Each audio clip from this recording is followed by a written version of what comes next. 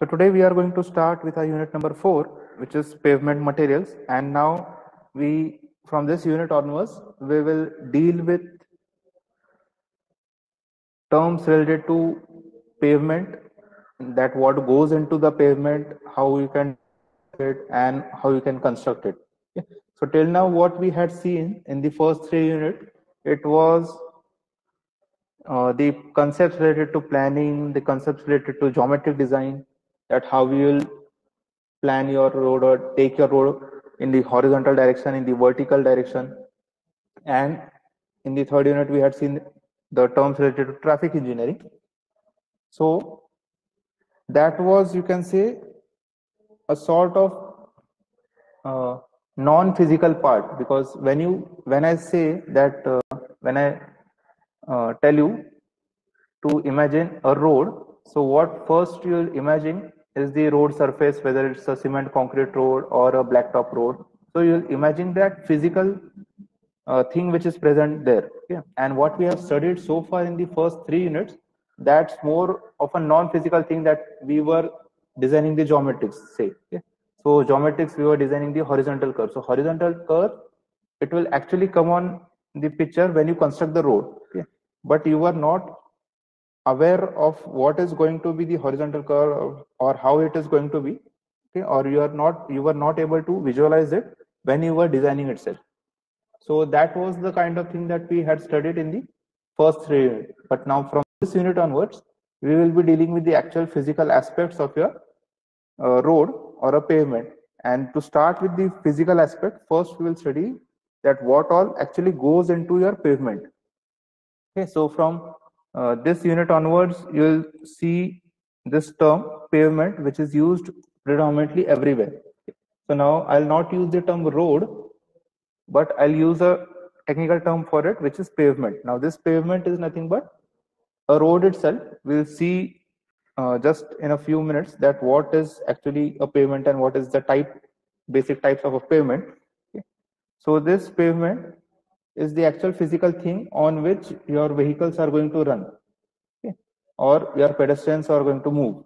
So what goes into this pavement or how it is constructed, before actually going to that construction aspect or design aspect, you need to study that what are the materials from which this pavement is constructed. Okay, so that's the same thing that we are going to discuss in this unit number 4. Okay. And if I just tell you that what are the basic materials that are used in a road pavement, and if I talk about only flexible pavement as in the blacktop pavement that you see till now, or whatever you have seen till now, the blacktop pavement, which is a black color. So that pavement, it mainly consists of soil. Now this is a common component. Soil, it is used in flexible pavement as well as rigid pavement, but it is a widely used material. Then after soil, you have aggregates, and in aggregates also you can have coarse aggregates or fine aggregates. And then as far as the blacktop road or the flexible pavement is concerned, the third important material which is there here is the bitumen. Okay. Now we will be seeing what is actually a bitumen. We'll see that after a couple of lectures. But for now, just remember that there is some material called bitumen, and this bitumen, it is not what you call a tar. Okay, so tar or dambar, what you call in Marathi. So tar is a different thing, and bitumen is a completely different thing. So for now, just remember that there is some material called bitumen in your flexible pavement, and which is not the same as the tar that we have heard of. So these are the main materials which go into a flexible pavement. So I have not purposefully included cement concrete in it, because cement concrete you have studied in detail in your course on concrete technology in your second year. So I leave it to you that you know what is a concrete, what is a cement concrete, how to design it. So that you have already studied. So I'll not focus on that, and that's why I have not included that cement concrete also in this slide. So these are the main components of your pavement: soil, aggregates, and bitumen. And in this unit, what we are going to study is all these components, that all these materials, what are the ideal requirements for these materials, as in what are the ideal requirements for soil, aggregate, bitumen, what are the types in it, how you can test these materials. So all these things we will cover in this unit of pavement materials. So this is just the syllabus that I'll be covering. So the test on soil, the test on aggregates, and the test on bituminous binders. So this is also in the syllabus. Now the test on aggregates, this already we have covered in the practical part. So I'll not go into detail into this, but in detail I'll explain you the test related to soil and the test related to bituminous binder. Then we'll see what is a paving mix or bituminous mix, how to design it.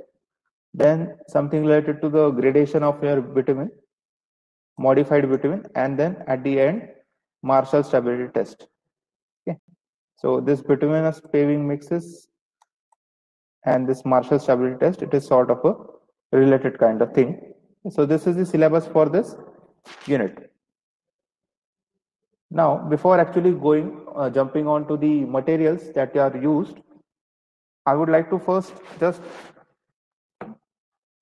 give a brief overview that what actually goes into the different layers of a pavement. So pavement, whether it's a flexible pavement or a rigid pavement, it is always constructed in layers.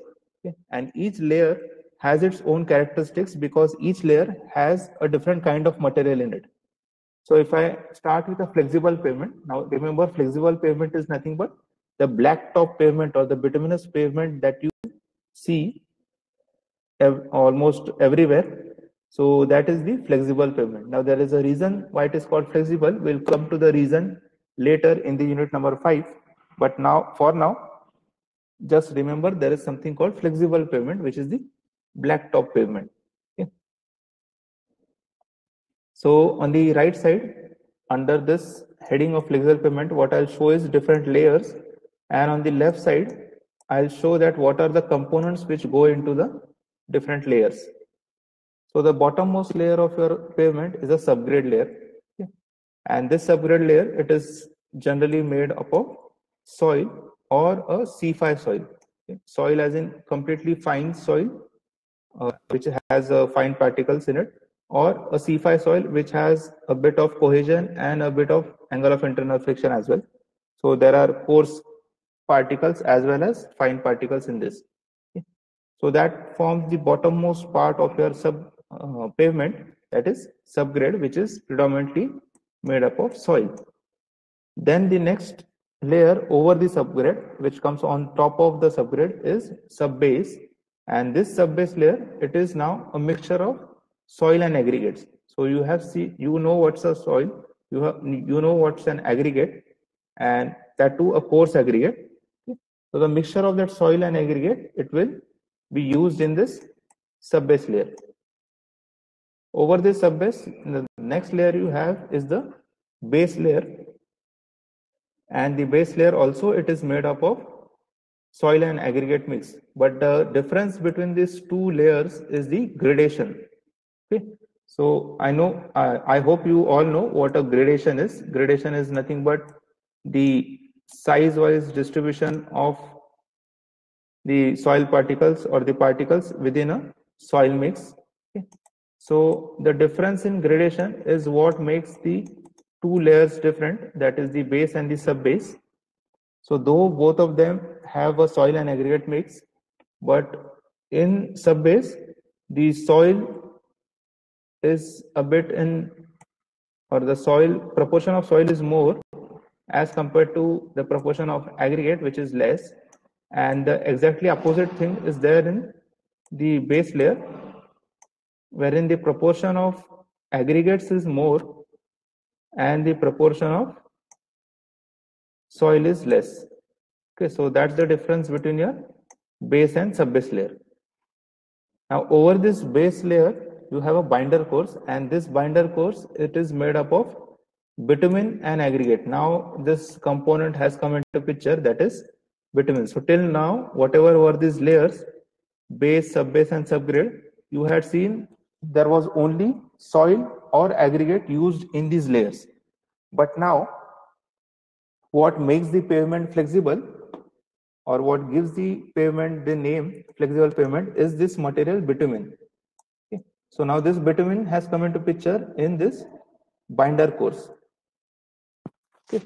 So now till now what was happening is all these three layers, they were having more or less same type of material. Okay, it was either soil or it was aggregate or it was a mix of soil and aggregate. But now in the binder course, the material has changed drastically. It has now become a mix of bitumen and aggregate. Okay. So now you know this, that whenever you have two different kind of material and you want them to act as a single unit, so you need to do something about it. Okay, you need to have some arrangement so that both the layers can act as a single unit. Now what I'm talking about is, I'm talking about the homogeneity of a structure. Okay. So now this you might have studied in your RCC design and steel design as well, or even now you might be studying in your structural design 3, where you are studying the pre-stress members. So in that you have, suppose in pre-stress also, let's take that example because it's fresh in your mind. So in pre-stress, what you have is, you have, suppose I consider a concrete girder, pre-stress girder. So in that you have a pre-stress girder which is having the main component as cement concrete. Okay. So it is a rectangular component and cement concrete is used. Okay.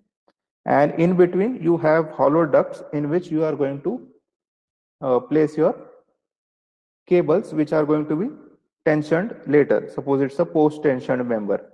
Okay. So now when you give or pre-stress this tendons or cables, then these stresses are induced from the cables and those stresses are transferred into the concrete. And to make this concrete or make this transfer happen or keep the homogeneity of the structure, you provide grouts at the end of your tendons, if you recall. So once you do the pre-stressing work or tensioning is done in the cables, then the cable ends are grouted and then the jack is released or the force is released. Okay. So what happens is that force is transferred into concrete through that grout. Okay. So that is what I'm talking about. Now in that case, in the case of pre-stress, you had two different components or two different materials. One was steel cables or the tendons, what you call in case of pre-stress, and second was the cement concrete. So both materials are different. Okay. That unit, it is a heterogeneous unit. It is having two different materials, but it has to act as a single unit or a homogeneous unit. Okay. Because ultimately the stresses have to be taken by the concrete as well as the tendon. So that grout, it acted as a material to transfer those stresses. So in similar way, when we come to the pavement, now till now all these three layers, they were of more or less the same material, but now in this base course the material has changed. So in order that this whole unit or all these layers they act as a single unit, there has to be some kind of bonding between this binder course and this base course, and that bonding, it is provided by this layer of prime coat. Okay. Now prime coat, it is nothing but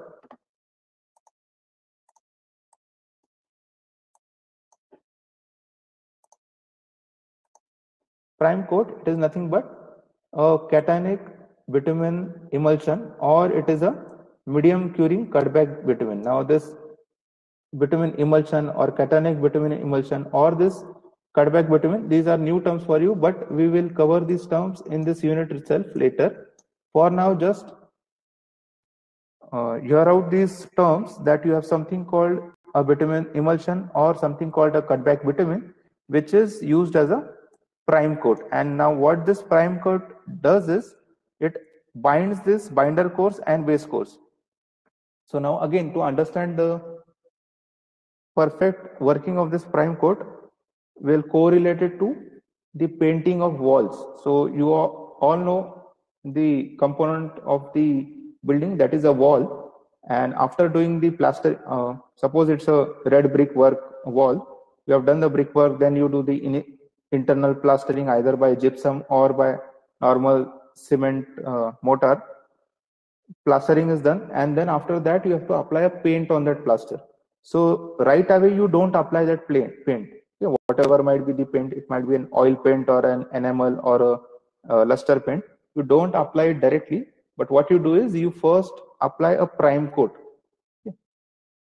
That prime coat will give you a sort of base, and then over that prime coat you apply the actual paint. Okay. So what that prime coat does in case of painting is it provides a even surface.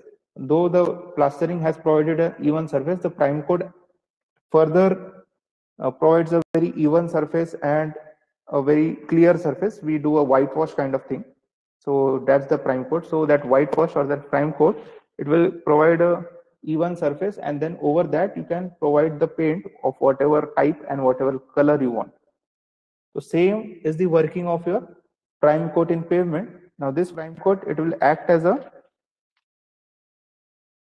interface between your binder course and base course. So base course, as I told you, it is of completely different material, that is the bitumen and aggregate mix, and the base course, it is of soil and aggregate mix.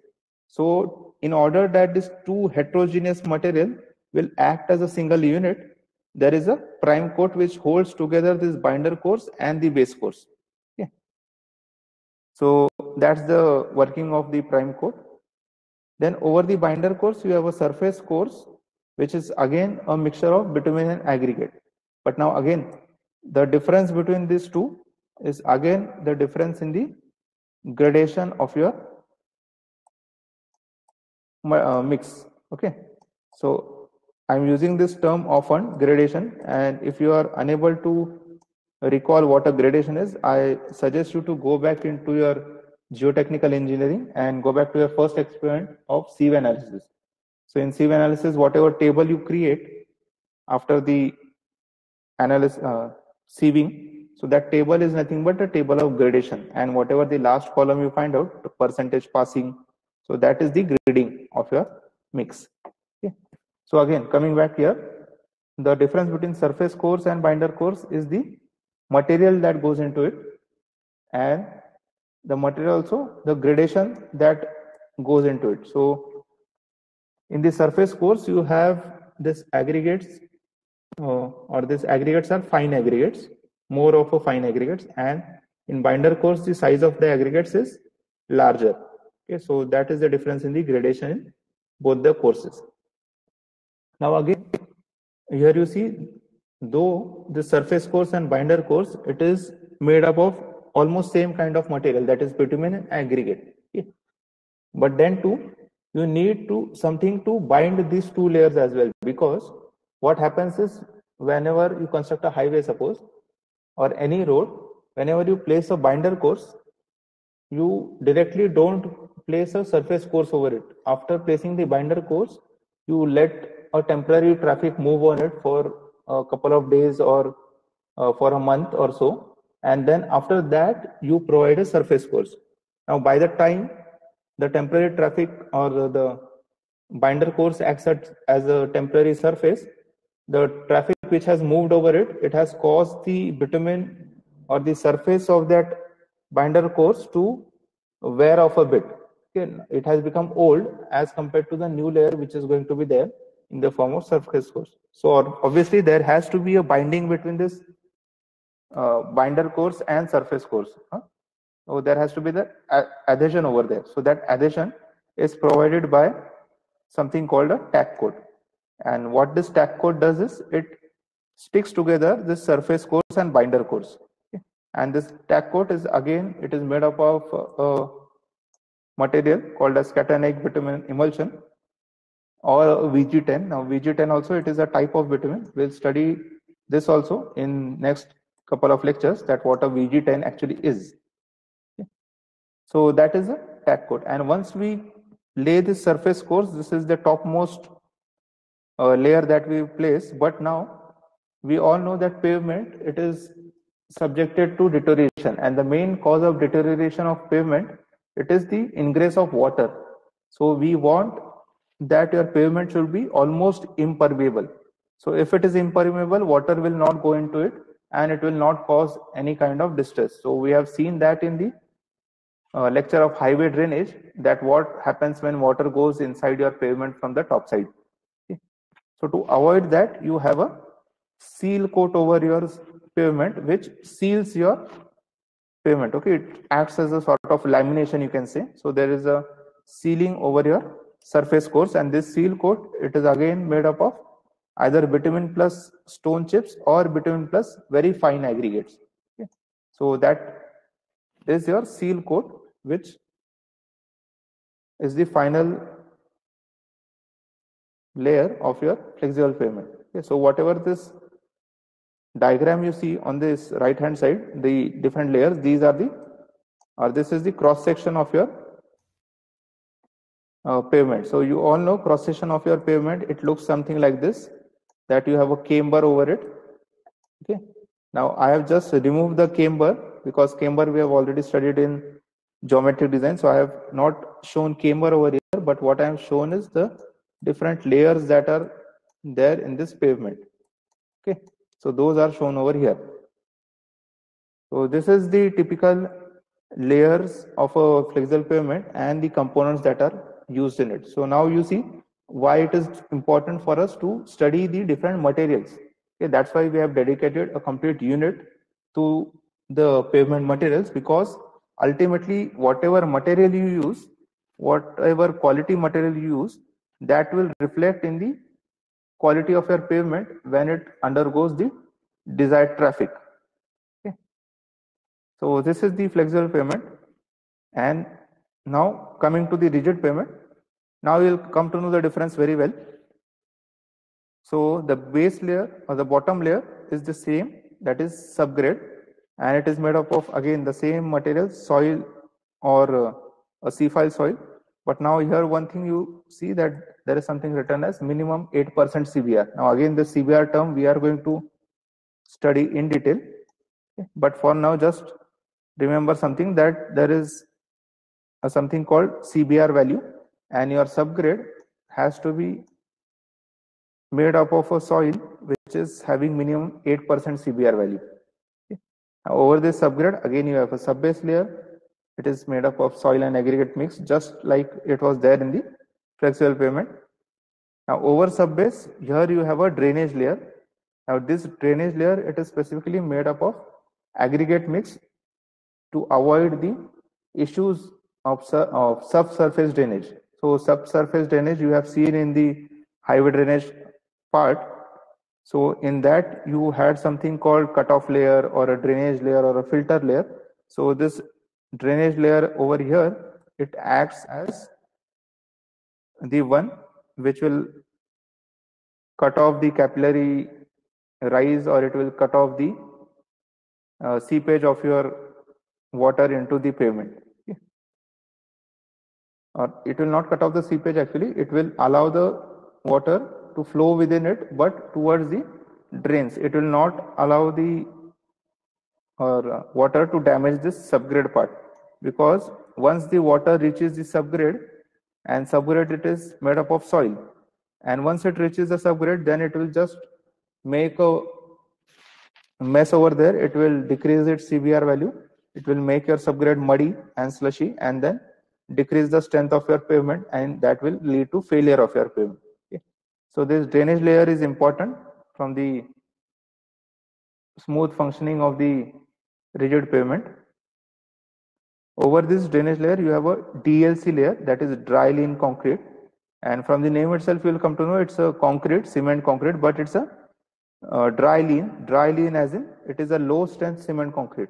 Now we have studied this much in concrete technology, that you need adequate amount of water to give sufficient chance for the hydration process to happen, and once the hydration happens, then only your cement concrete will gain strength. Okay. And if hydration doesn't happen complete, or if that process remains incomplete, and you partially just provide some amount of water, then you will get a low strength of your concrete. So here purposefully we are taking or we are using a low strength cement concrete, because over that we are going to lay a PQC, that is the pavement quality concrete.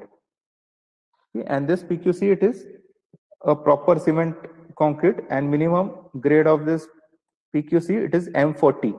Okay. For pavement, the minimum grade is M40 that we have to use.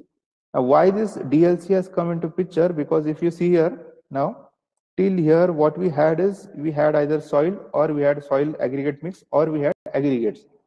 And then if we directly place a PQC layer over it, so it might happen that the drainage layer, if it is uneven, then you can't get a proper finish to your PQC, or there might be some other defects in your these three layers, leveling defects, which will directly reflect into your PQC. So to avoid that, to provide a base to your PQC layer, we provide a DLC. And purposefully we are providing low strength, because our aim is not to, or the aim of the DLC, it is not, or the purpose of DLC is not to sustain the load, but it is just to provide a flat and even base to your PQC layer. So that's why you see there is a low strength cement concrete in DLC, and the actual cement concrete with a good strength, minimum M40, it is provided in the topmost layer, that is the PQC layer. Okay, so this is rigid pavement is nothing but the concrete pavement that you say, okay, in layman's terms. So this concrete pavement or the cement concrete pavement is nothing but the rigid pavement, and the flexible pavement was the one where the bituminous surface was there into picture, or the black surface was there into picture. And again, there is something called a debonding sheet between your PQC and DLC. Now, if some of you or most of you have seen the construction of cement concrete, you might have seen that there is a black polythene kind of sheet which is placed over, or placed just before the concreting works go start, okay, or the concreting of the main PQC start. So that plastic sheet is nothing but, it is a PVC, polyvinyl chloride sheet, okay, 125 micron sheet, and that acts as a debonding sheet. Now, what is this debonding? Again, this we will look into your unit number 5 when we study the design aspects of your pavement. For now, just listen this, that you have something called debonding sheet between your PQC and the DLC layer. Okay. So this is the layer wise component of your rigid pavement or cement concrete pavement. So now you are in a position to understand that what all goes, or what are the different materials that go into the pavement. And as I told you, cement concrete you have already studied in concrete technology, so we'll not focus there, but we will focus on the other materials which you have not studied in that much detail in your previous courses. Okay, so that's why we'll be studying the soil, we'll study the aggregates, and we'll study the bitumen in detail. And you might also say that you have studied soil in detail in geotechnical engineering. It's true, but you have not studied it from the point of a pavement material. Okay, you might have studied it from the point of view of general characteristics, index properties of your soil, or mechanical properties or engineering properties of the soil, but not as a material which is used in pavement. You might have heard of that CBR test also, California bearing ratio test, but that I'll explain in detail in this unit itself. So now both the cross sections, or both the figures that we have seen in the previous slide, in both the pavements, the bottommost layer was the same, that is subgrade, okay, and that was predominantly made up of soil. So it is necessary to study that what is it is actually subgrade, why do you have a different name, okay, or though it is just a soil, you have given it a different name, subgrade, and what actually it is. So subgrade, it is basically a soil, but it is a superior kind of soil, okay, and it is brought from a selected borrow area. Now, what is the concept of borrow area? As in, suppose you have a road, okay, this is an alignment which goes from A to B, and whenever you have to construct a road, you have to first clear the land, whatever is there. Suppose your alignment is going through a green fields. So whatever are the fields, you have to first clear them. You have to remove the upper agricultural soil, and then you will get a proper soil, which is that native soil over there. But if that native soil is a bit weak, or it is black cotton soil or any expansive soil, so you don't use that soil as a base for your pavement. So you search for some location which is, suppose, say this is 5 kilometers away from your road. Okay. So 5 kilometers away, you have found an land which is having a good quality soil. Okay, good quality as in it is not expansive soil, it is an inorganic soil, and it is having good CBR value. So this soil or this area, it will act as a borrow area. And then what you'll do is you'll just dig out the soil, you'll transfer it to your alignment, and whatever is the unsuitable soil you have found here, you will transfer it to this borrow area. Okay, so we are borrowing the soil from a different area, so that's why the name borrow area. Okay. So generally subgrade it is selected from a borrow area, or if you have a good soil in the native place itself, then you can use it, no problem. Then in that case, no need of going to the borrow area. And the subgrade, it is obviously a layer, so it has a specified thickness, and generally it is 500 mm, that is half a meter of soil you have to compact it. Okay. So it's 500 meter, that is the thickness, and it is compacted, and that too in layers. You can't just compact whole half a meter soil in one go. You have to place it in layers, maybe 2 layers or 3 layers of 125 mm or 200 mm, so, and then you have to go on compacting each layer. Now what is this compaction? You have studied in geotechnical engineering in unit number 3. Okay, you have done a test also related to it, that is the Proctor test. Might be you have done the standard Proctor test or modified Proctor test. Okay, and it is compacted in layers so as to achieve the dry density. Now again, this concept, you know what is the concept of MDD and OMC. So those concepts come into picture while preparing your subgrade or constructing your subgrade, because it is nothing but a soil. Okay, so that's with the subgrade. And if I come to the specifications, the MORTH specification, MORTH as in Ministry of Road Transport and Highway. So if I go into the specifications of this MORTH, then they have said that embankment, whatever you create. Now embankment as in every road, it is not directly placed over the native soil. Sometimes you need to increase the level of the road. So in that case, you have an embankment first, which will raise the level of your road, and over that you have your actual pavement, which is laid. So this is the actual pavement.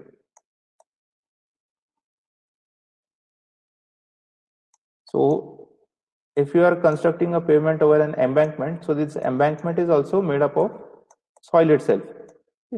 So that embankment should be compacted to at least 95% of MDD. Now you know what a MDD is. Just to recall, you get such kind of a graph after your standard and modified Proctor test, and from that you get the maximum dry density and the OMC value, optimum moisture content. Okay. So that maximum dry density, 95% of that maximum dry density should be achieved if you are using the soil as an embankment. And if you are using it as a subgrade itself, then it has to be compacted to at least 97% of MDD.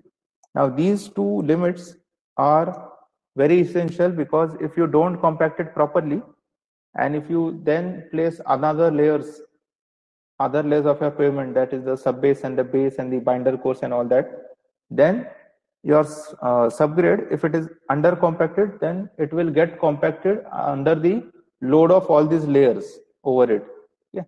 And in that case, then there will be undulations on your pavement, or there is a rutting formation. So that we have to avoid. So we have to strictly adhere to this specification provided by MORTH. Okay. And also MORTH has suggested that you should not use any expansive clays in your subgrade. So even if you find that the native soil is black cotton soil, you have to remove all that soil, or at least if you are not able to remove it, you have to stabilize it by proper chemical or natural stabilizer so that the expansiveness is controlled. Okay. So expansive soils or clays are not allowed in the subgrade as well as 500 mm below the subgrade. So I told you that I had written 500 meter, so it's 500 mm. So 500 mm is the thickness of your subgrade, but below that also, below the 500 mm of your subgrade also, you don't use a expansive clay, because expansive clay, you know the nature, on coming in contact with water, it is going to swell and it is going to expand in volume. And with, if I tell you that you have 4 layers of pavement and the bottommost layer is subjected to expansion, so that expansion is to such an extent that it disturbs all the overlying layers, and then your pavement, it fails. So that's why this is the condition or the specification kept by Morth. So these are the general specifications related to the subgrade. And these are some of the desirable properties related to your subgrade, that your subgrade should be stable, it should be incompressible. Incompressible as in already we are compacting it to its maximum density, or at least 97% of the density, we'll say.